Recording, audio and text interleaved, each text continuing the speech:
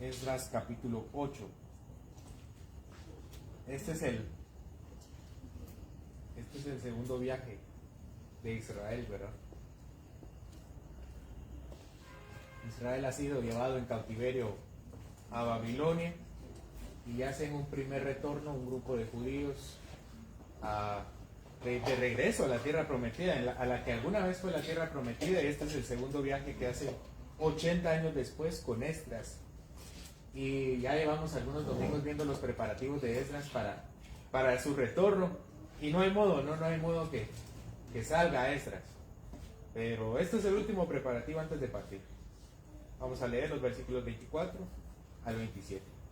Dice: Esdras aparté luego a 12 de los principales de los sacerdotes, a Serebías y a Asabías, y con ellos 10 de sus hermanos, y les pesé la plata, el oro y los utensilios, ofrenda que para la casa de nuestro Dios habían ofrecido el rey y sus consejeros y sus príncipes y todo Israel allí presente. Pesé pues en manos de ellos 650 talentos de plata y utensilios de plata por 100 talentos y 100 talentos de oro. Además 20 tazones de oro de 1000 dracmas y 2 vasos de bronce bruñido muy buenos, preciados como él.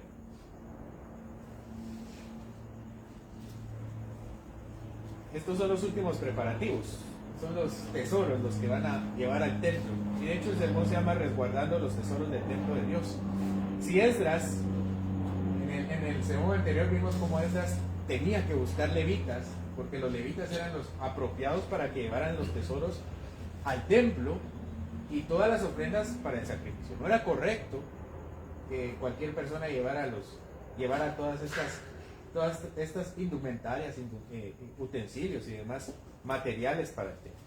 Así que si Esdras buscaba levitas, era además que para enseñar al pueblo, como dice Números 8:19 y Deuteronomio 33:10, además para eso debían resguardar las cosas designadas para el templo.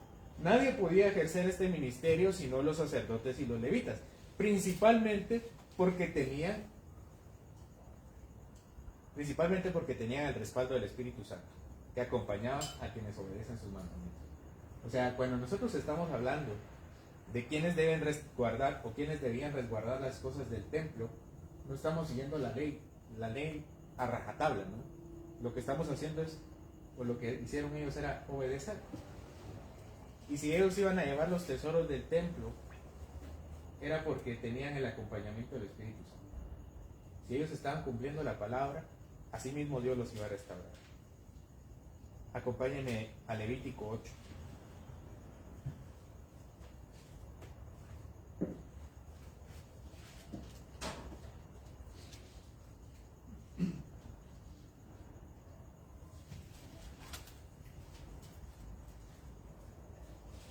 Levítico 8. Va a ser una larga lectura. Vamos a leer hasta el versículo 35.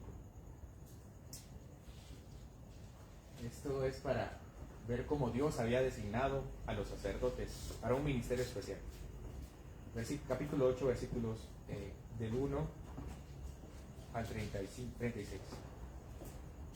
Habló Jehová a Moisés diciendo: toma a Aarón y a sus hijos con él, y las vestiduras y el aceite de la unción, el becerro de la expiación y los 2 carneros y el canastillo de los panes y levadura, y reúne a toda la congregación a la puerta del tabernáculo de reunión.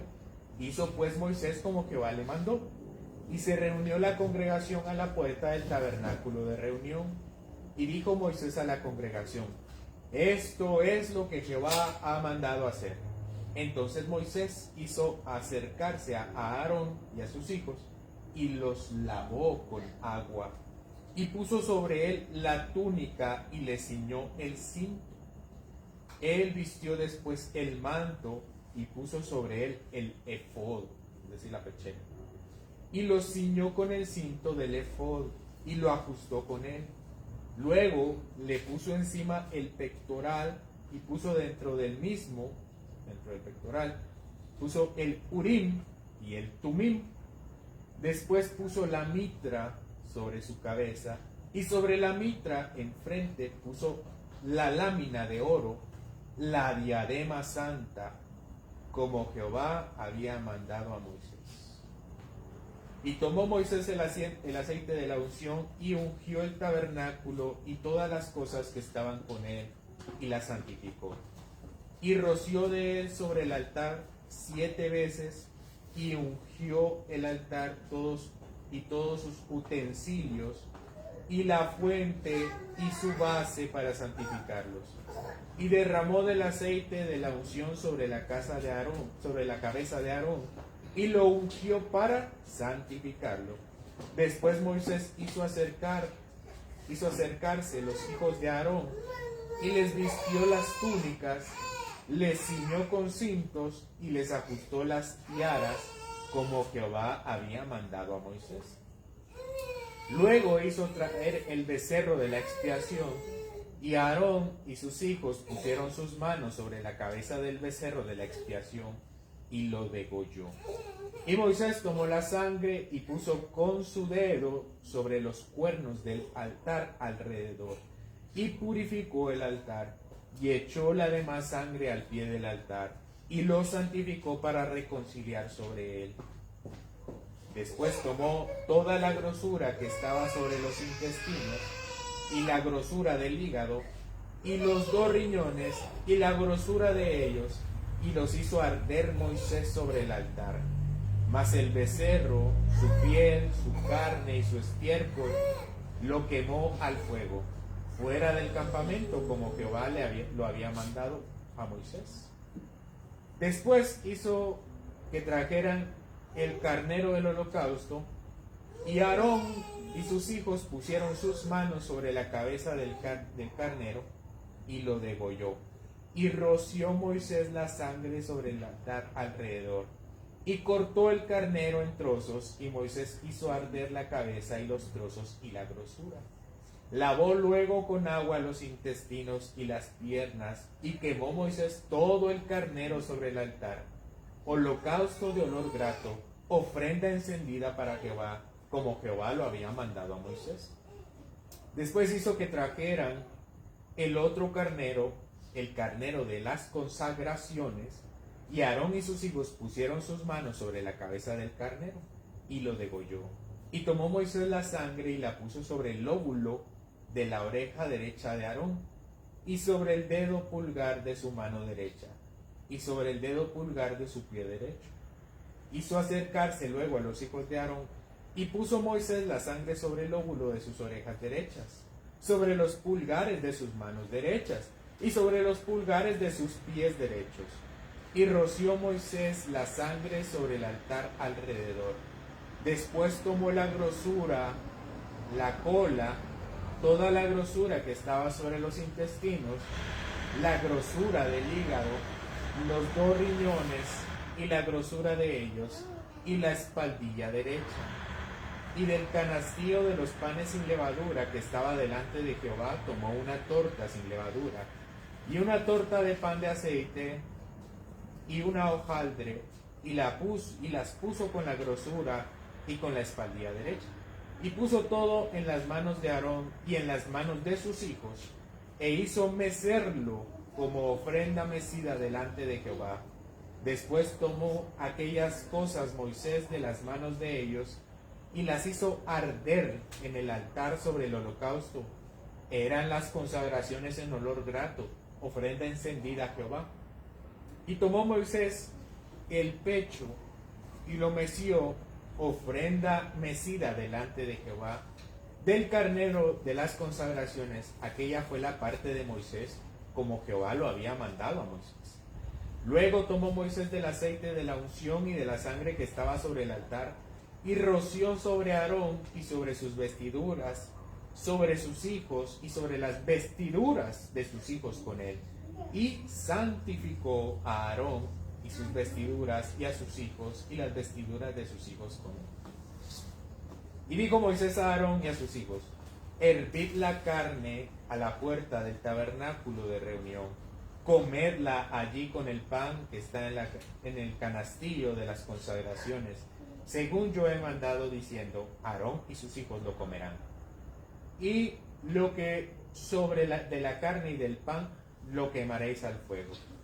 De la puerta del tabernáculo de reunión no saldréis en 7 días, hasta el día que se cumplan los días de vuestras consagraciones, porque por 7 días seréis consagrados, de la manera que hoy se ha hecho, mandó hacer Jehová para expiaros. A la puerta pues del tabernáculo de reunión estaréis día y noche por 7 días, y guardaréis la ordenanza delante de Jehová, para que no muráis, porque así me ha sido mandado. Y Aarón y sus hijos hicieron todas las cosas que Jehová, por medio de Moisés, y todas las cosas que mandó Jehová por medio de Moisés. Cuando Esdras les dice a los sacerdotes que ellos están consagrados para llevar los utensilios del templo, imaginen esto. No solamente les dice, voy a designar a ustedes, no, era todo un ritual donde se decía, ustedes están consagrados así, y les ponía sus ropas y su efod y el urim y el turim y su mitra y una placa de oro que decía santidad a Jehová, y los bañaba y los rociaba y le ponía sangre en el dedo, en el lóbulo, en el pulgar y en el pulgar del pie. Y les dice, ustedes están consagrados. Acompáñenme ahora a Números 8. Esos son los sacerdotes. Acompáñenme a Números 8. Versículos del 5 al 19.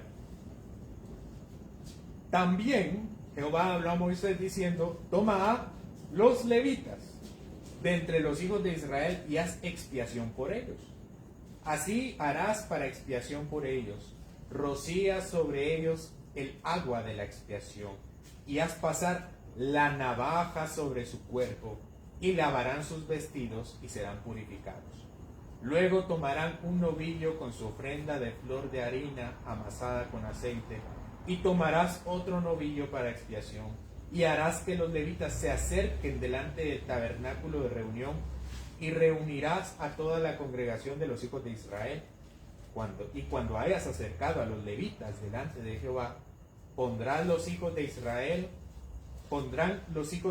sus manos sobre los levitas, y los ofrecerá Aarón, y ofrecerá Aarón los levitas delante de Jehová en ofrenda de los hijos de Israel, y servirán en el ministerio de Jehová. Y los levitas pondrán sus manos sobre las cabezas de los novillos, y ofrecerás el uno por expiación y el otro en holocausto a Jehová para hacer expiación por los levitas. Y presentarás a los levitas delante de Aarón y delante de sus hijos, y los ofrecerás en ofrenda a Jehová. Así apartarás a los levitas de entre los hijos de Israel, y serán míos los levitas. Después de eso vendrán los levitas a ministrar en el tabernáculo de reunión, serán purificados, y los ofreceréis en ofrenda, porque enteramente me son dedicados a mí los levitas de entre los hijos de Israel, en lugar de todo primer nacido. Los he tomado para mí, en lugar de los primogénitos de todos los hijos de Israel, porque mío es todo primogénito de entre los hijos de Israel, así de hombres como de animales. Desde el día que yo herí a todo primogénito en la tierra de Egipto, los santifiqué para mí. Y he tomado a los levitas en lugar de todos los primogénitos de los hijos de Israel, y yo he dado en don los levitas a Aarón y a sus hijos de entre los hijos de Israel, para que ejerzan el ministerio de los hijos de Israel en el tabernáculo de reunión, y reconcilien a los hijos de Israel, para que no haya plaga en los hijos de Israel al acercarse los hijos de Israel al santuario. Ahora los levitas, imagínense ser levita. Imagínense ser levita y Moisés les está diciendo las palabras de Dios, y Dios dice, ellos son míos. Míos. E Israel puso las manos sobre ellos para que se dieran cuenta que le pertenecían a Dios, porque ellos iban a ministrar, o sea, a servir en el templo de Dios. cuando Esdras los escoge o los llama para llevar los utensilios, esta es la carga que tenían sobre ellos. Tal vez para nosotros la lectura de Esdras haya sido demasiado sencilla en decir, alguien tiene que llevar las cosas, es que son un montón. Pero es que esas personas iban a llevar lo que se iba a consagrar al templo de Dios, en el templo donde estaba la presencia de Dios. Esdras dice el texto que escoge a 12 sacerdotes y 12 levitas. Regresemos a Esdras, por favor. Dice el versículo 24, Esdras 8, 24. Aparté luego a 12 de los principales de los sacerdotes, a Serebías, a Asabías, y con ellos 10 de sus hermanos. ¿Cuántos escoge? 12, Arabías, Serebías, y a 10 de sus hermanos. Bueno, en la lectura parece que solamente son 12, ¿no? Aparté luego a 12 de los principales, Serebías, Asabías y a 10 de sus hermanos. Pero, primero Esdras dice, aparté a 12 de los principales sacerdotes. Ese es un grupo.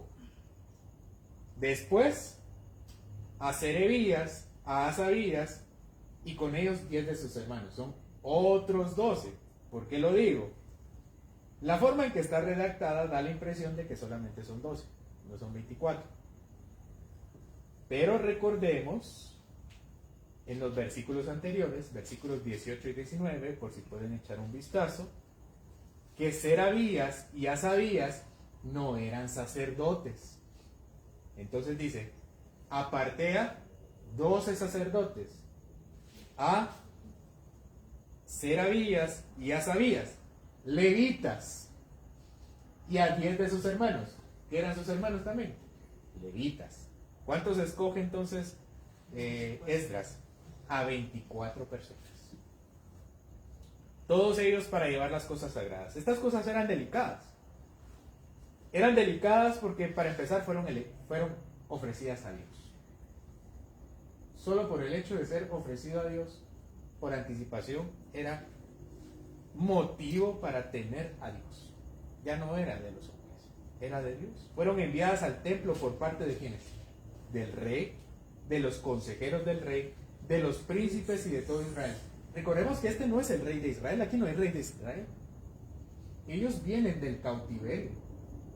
Esta es parte de la corte principal del rey Artajer, que es un rey persa, el rey que había conquistado a todo el mundo. Y ahora este Artajer es un pagano, y sus consejeros, sus 7 consejeros, y los demás príncipes habían mandado regalos a Jehová en Jerusalén, una ciudad que probablemente ni siquiera conocía. Y era delicado entonces lo que llevaban. ¿Qué llevaban? Oro, plata y utensilios. A continuación, Esdras se dedica a contabilizar y describir tan importantes regalos. Versículo 26.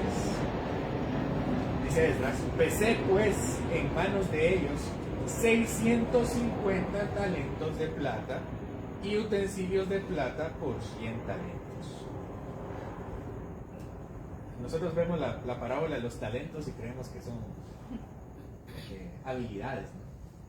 Pero no. Un talento era una unidad monetaria que pesaba un talento pesaba 65 libras. Así que los israelitas llevaban más o menos entre 55,000 libras y 65,000 libras de todo. Por eso necesitaban un gran séquito. En comparación del primer viaje que hizo Zorobabel, recuérdense que van de Persia a Jerusalén, ¿verdad? Regresan del cautiverio. El primer viaje que hizo Zorobabel hace 80 años aproximadamente fue una carga más o menos similar de regalos.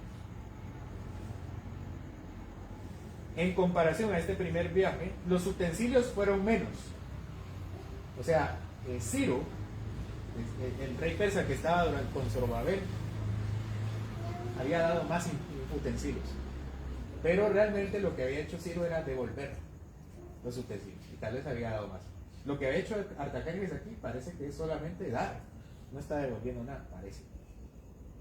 Y aunque fueron más los utensilios que había mandado Ciro por medio de Zorobabel hace 80 años, se sospecha que el oro y la plata que está mandando hoy Artajerjes en este texto es mucho más.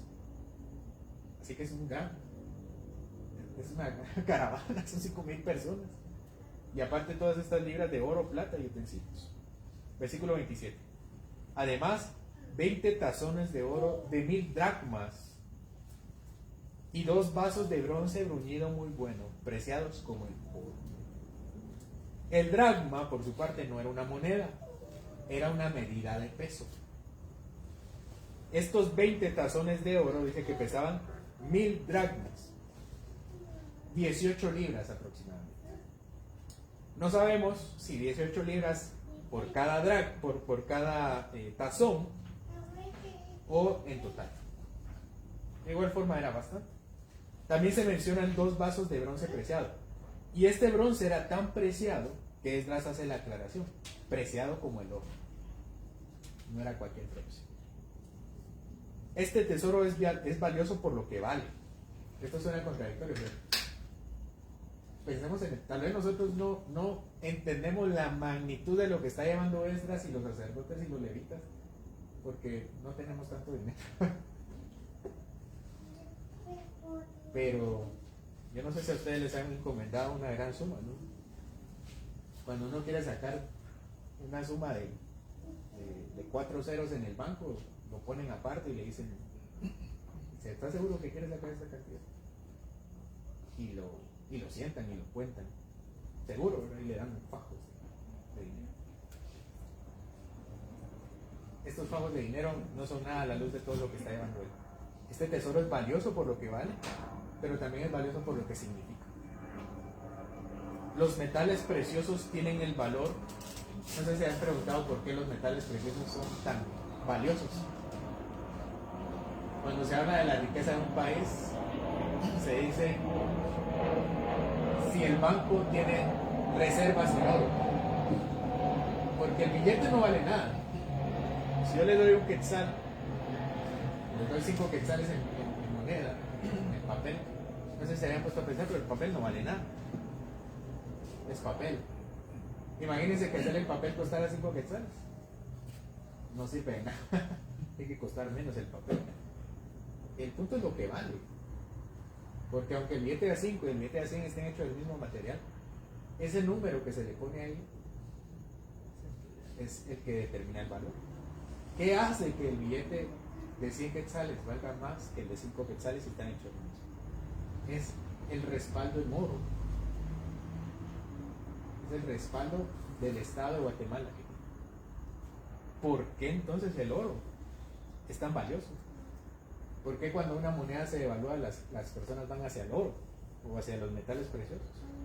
Porque son escasos, porque son imperecederos, o sea, no se mueren, son moldeables, o sea, pueden hacerse monedas, son divisibles, yo puedo dividir el oro y puedo hacer transacciones con él, son homogéneos, o sea, todo es igual, o es oro o es oro. Son portátiles y lo más importante, son difíciles de falsificar. Estos tesoros valen más, sin embargo, valen más por lo que significan. Estos tesoros significaban algo especial para Dios, que es los adornos y los propósitos del templo de Dios. Por eso lo tenían que llevar levitas y sacerdotes, gente consagrada, apartada para el oficio. Por medio de esto, de los utensilios, del oro, de la plata, la obra del templo se llevaría a cabo.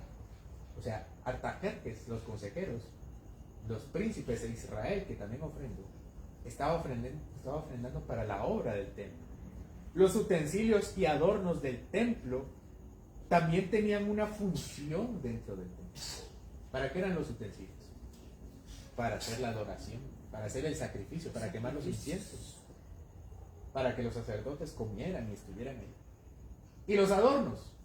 Espero alguna vez estudiar Reyes, pero si ustedes ven las descripciones del templo de Dios, del templo de Salomón, solo el templo de Salomón estaba plagado de adornos de oro. Y aunque el de Zorobabel era más pequeño, eso no significaba que fuera menos valioso, menos hermoso. ¿Cuál era el propósito entonces? ¿Por qué el templo era tan hermoso? El templo era hermoso porque se suponía que era la presencia de Dios en medio de su pueblo. Estaban supuestos a representar la hermosura de Dios. Si se recuerdan, dentro del templo estaba el arca del pacto, y el arca del pacto tenía dos querubines así, dos ángeles así. El templo estaba lleno de querubines y el arca tenía dos ángeles así, cubriendo. Cuando uno mira la profecía de Isaías, tiene querubines alrededor, rodean la presencia de Dios. Cuando Dios preserva el Edén, hay querubines. O sea, imaginen esa imagen gloriosa y hermosa, que solamente podemos verla nosotros a través de los ojos de la fe. Pues este oro y esta plata eran para adornar el templo, es decir, para hacerlo más bello, para que los israelitas al ver el templo adoraran a Dios. ¿Se recuerdan aquella ocasión donde en la última semana de nuestro Señor Jesucristo, cuando regresan de Jerusalén y van a las afueras de Jerusalén, y los discípulos le dicen a Jesús: mira el templo y sus piedras. Ese era el templo de Zorobabel. El de Salomón había sido destruido, era el de Zorobabel, pero el de Zorobabel había sido mejorado por Herodes, y de hecho las adiciones de Herodes eran mucho más grandes que las de Salomón. Esas sí eran adiciones extras, no eran parte del templo, pero o sea, cuando los discípulos le dicen admira el templo, para eso se suponía que era el templo. Los utensilios adornos del templo tenían la función de ser las herramientas del propósito final del edificio, mostrar representativamente la gloria de Dios a un nivel que el ser humano pudiera entender. Era también para quitar el pecado de los hombres. Estos elementos no podían ser llevados por cualquier persona. Regresemos al texto, versículo 28 al 30. Y les dije: vosotros estáis consagrados a Jehová, y son santos los utensilios, y la plata y el oro, ofrenda voluntaria a Jehová de nuestros padres. Vigilad y guardadlos hasta que los peséis delante de los príncipes de los sacerdotes y los levitas y de los jefes de las casas paternas de Israel en Jerusalén, en los aposentos de la casa de Jehová. Los sacerdotes y los levitas recibieron el peso de la plata y del oro y de los utensilios para traerlos a Jerusalén, a la casa de nuestro Dios. Vean cómo termina la casa de nuestro Dios. Esdras les dice: ustedes están consagrados. Ya lo hemos visto, ya lo leímos. Ellos ya lo sabían, pero estaban a punto de ejercer el ministerio. Una cosa es haber sido consagrado y otra cosa es trabajar para la consagración. Una cosa es ser nombrado policía y otra cosa es estar afuera combatiendo. Ellos habían sido consagrados, pero en ese momento estaban dando sentido a su ministerio. Ellos se dirigían al lugar al cual se suponían habían sido consagrados, al templo en Jerusalén, por lo cual ellos debían vigilar y guardar. Los levitas y los sacerdotes eran mucho más que transportadores, eran mucho más que bueyes. Eran los vigilantes, los custodios. Estos valores debían ser preservados a toda costa, hasta llevarlos al lugar designado para colocarlos en el templo de Dios. Dice que se lo tienen que presentar a los sacerdotes, que ya estaban en el templo, a los levitas y a los jefes de las casas de Israel que ya estaban en Jerusalén. Nosotros también hemos sido apartados, hemos sido consagrados, y no nos han puesto sangre acá, ni en los dedos, ni nos han puesto una mitra, ni túnicas, ni mefod, ni un pectoral. Elohim, en Tumim. Quien nos ha consagrado fue Jesús. Él ha hecho inefectivo el sacerdocio levítico. Y el oficio, también ha hecho inefectivo el oficio de esta tribu, por cuanto era ineficaz e incapaz de representar correctamente el templo y la gloria y el trabajo de Dios. Toda esta consagración, aunque se suponía debía representar la gloria de Dios, en última cuenta era inefectivo. Había una gloria mucho más grande, que es en Jesucristo. Él es el sumo sacerdote efectivo, quien entró una vez y para siempre al templo de Dios con una ofrenda perfecta, que era Él mismo.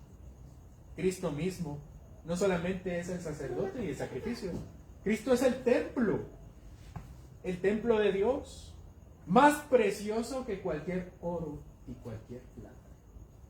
Por eso, el primer capítulo de Juan dice que el Verbo habitó entre nosotros. Y la palabra habitar no es vivió entre nosotros. Lo que dice literalmente es y el Verbo tabernaculizó con nosotros.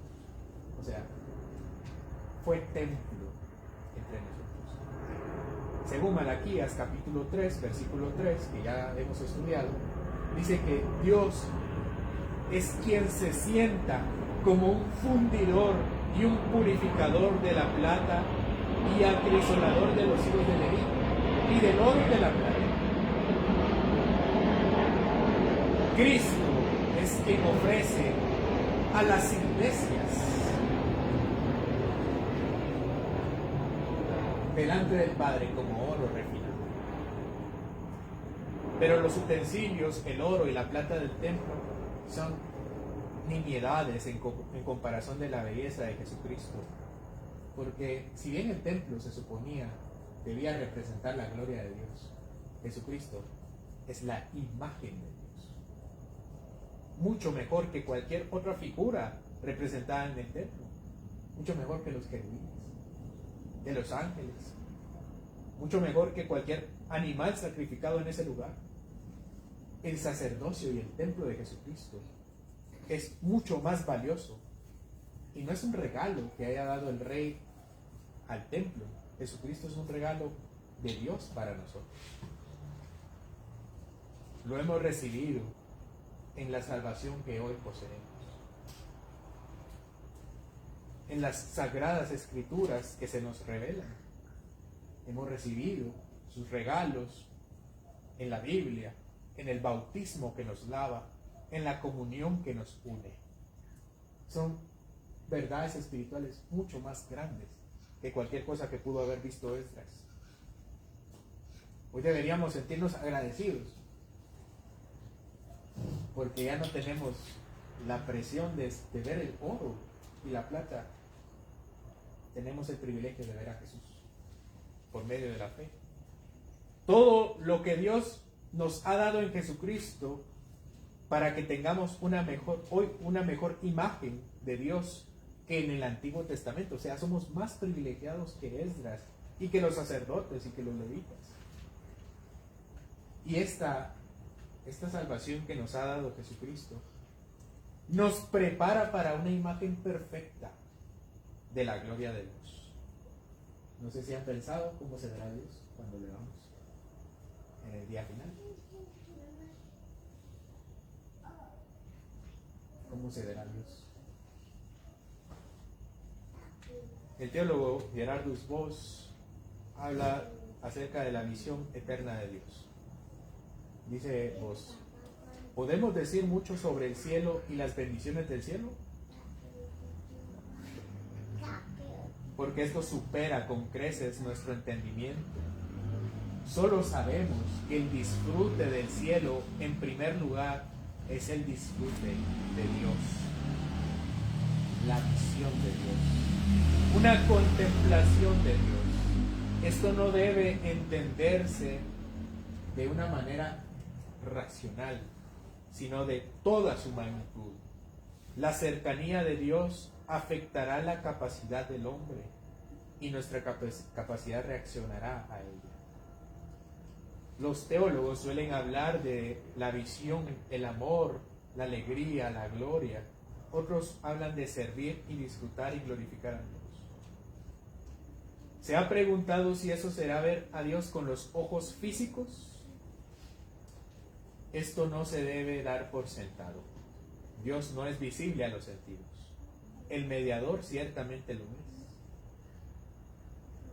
Nadie ha visto jamás a Dios. Este se debe ver por la fe.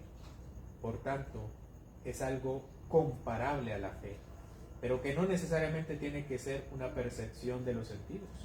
Habrá así una percepción de Dios, pero tal que no es una entidad material que se nos aparece. El disfrute del cielo en comunión con Dios es vida eterna en toda su plenitud. Fin de la cita. Por lo cual nosotros hoy no debemos descuidar nuestro sacerdocio. ¿Cuál sacerdocio? El sacerdocio de los creyentes. Ni nuestro trabajo como piedras vivas. Nosotros somos también el templo de Dios.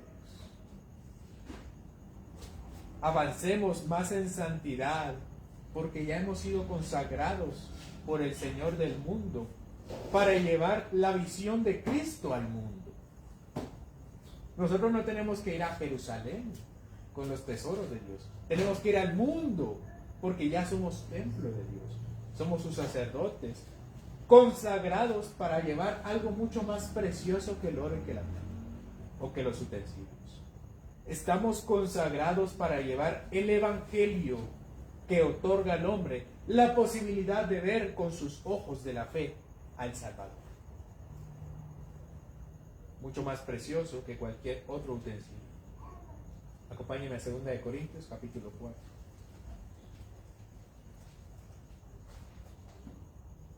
2 Corintios, capítulo 4, versículo 3 al 7.